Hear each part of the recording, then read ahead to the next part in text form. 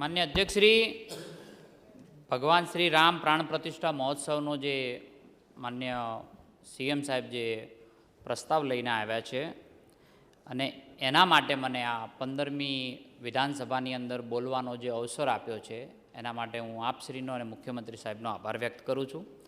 માન્ય અધ્યક્ષશ્રી, આપણે દ્વાપર યુગમાં જન્મેલા ભગવાન વિષ્ણુના અવતાર ભગવાન શ્રી રામ જન્મભૂમિની વાત કરીએ છીએ.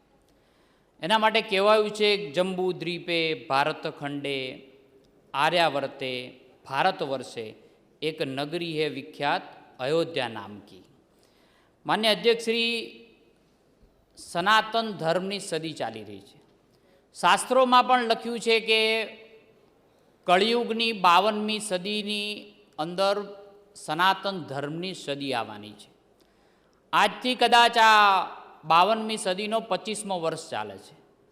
આજથી 10-15 વર્ષ પહેલાં જો આ કહેવામાં આવ્યું હોત કે 52મી સદીની અંદર સનાતન ધર્મની સદી આવવાની તો કદાચ કોઈ માને નહીં. 10-15 વર્ષ પહેલાં તો પુરાવા માગવામાં આવતા હતા કે ભગવાન રામ જન્મ્યા છે કે નહીં. માન્ય અધ્યક્ષશ્રી, નિયતિએ નક્કી કરી રાખ્યું હશે કે 2014નું વર્ષ આવશે અને દેશની ધુરા માન્ય નરેન્દ્રભાઈ મોદી સાહેબના હાથે આવશે અને એક પછી એક સનાતન ધર્મની કલ્પનાઓ પરિપૂર્ણ થશે. એ જ બાબત દર્શાવે છે કે એ કાશી વિશ્વનાથનો કોરિડોર હોય તો આપણે જોયું છે, એવી જ રીતે આપણે ઉજ્જૈન મહાકાલનો કોરિડોર હોય તો પણ આપણે જોયું છે, કેદારનાથ મંદિરનો વિકાસ પુનર્વિકાસ હોય તો પણ આ સદીમાં જોયું છે, પાવાગઢનો વિકાસ હોય કે અન્ય મંદિરોના દેવસ્થાનના વિકાસ હોય તો પણ આપણે જોયું છે. ત્યારે આપણને એમ થાય છે અને છેલ્લે 22મી જાન્યુઆરીએ ભગવાન શ્રી રામની પ્રાણ પ્રતિષ્ઠા થઈ ત્યારે આપણને એમ થયું કે સાચા અર્થની અંદર હવે સનાતન ધર્મની સદી આવી છે. આ 52મી સદી એ સનાતન ધર્મની સદી ચાલુ થઈ છે. માન્ય અધ્યક્ષશ્રી, હું મારી જાતને આજે ભાગ્યશાળી માનું છું કે 15મી વિધાનસભાની અંદર મને આ વિષય ઉપર બોલવાનો અવસર મળ્યો છે. માન્ય અધ્યક્ષશ્રી, મને ગર્વ પણ થાય છે કે હું એ પાર્ટીનો કાર્યકર્તા છું જે પાર્ટી બોલે છે કરે છે. જ્યારે લોકસભામાં 2 સીટો હતી સંસદમાં ત્યારે કહેતી હતી કે રામ મંદિર વહીં બનાએંગે. આજે 302 સીટો થઈને રામ મંદિર બનાવ્યું, એના માટે મને ગર્વ થાય છે.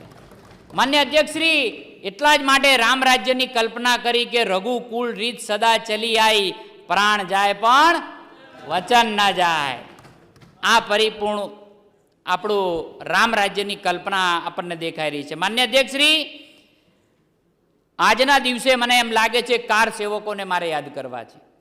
આજના દિવસે મને આબેહૂબ જ્યારે જન સેવાની અંદર જન જાગૃતિની અંદર સાધ્વી ઋતુમરાજ દીદીજી જ્યારે નીકળ્યા હતા એ દિવસ મને યાદ આવે છે. એમના વાક્યો મને યાદ આવે છે कि हमें तय करना है कि तक्षकों का वंश यहाँ पलने न पाए, दानवों का वंश यहाँ बढ़ने न पाए, नीति सत्ता की विधर्मी होने न पाए, देश में मारीच माया चलने न पाए, अब रक्त क्या अभिषेक की भी दुर्घटना होने न पाए, देश में मारीच माया चलने न पाए. आप ए दिवसना जे शब्दों हता ए आजे आबेहूब मने याद आवी रह्या छे. मान्य अध्यक्षश्री, राम दीन दुखियोना, पीड़ितोना, वंचितोना, शोषितोना भगवान छे. राम केवटोना, धोबीओना अने सबरीनो प्राण छे अने आवा एक नहीं हजारों हजारों प्रमाण छे.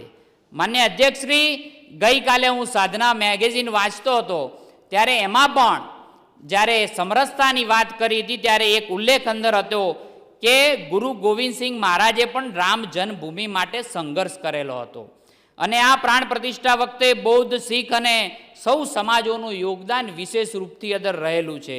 માન્ય અધ્યક્ષશ્રી, એટલે જ કહેવાયું છે કે ભગવાન રામ સૌના છે, સૌમાં છે, એ ધર્મનું મૂર્ત સ્વરૂપ છે. માન્ય અધ્યક્ષશ્રી, આપણે સૌ સાથે મળીને જે રામ રાજ્યની કલ્પના કરી છે એને આગળ વધારવા માટે માન્યના રાજ્યના મુખ્યમંત્રી શ્રી જે આજે જે પ્રસ્તાવ લઈને આવ્યા છે રામ પ્રાણ પ્રતિષ્ઠા મહોત્સવનો, એને હું સંપૂર્ણ મારો ટેકો આપું છું. અને આ ગૃહની અંદર સૌ સદન વતી પણ આપ સૌને એકવાર જય શ્રી રામ કહી અને મારી વાણીને વિરામ આપીશ. જય શ્રી રામ.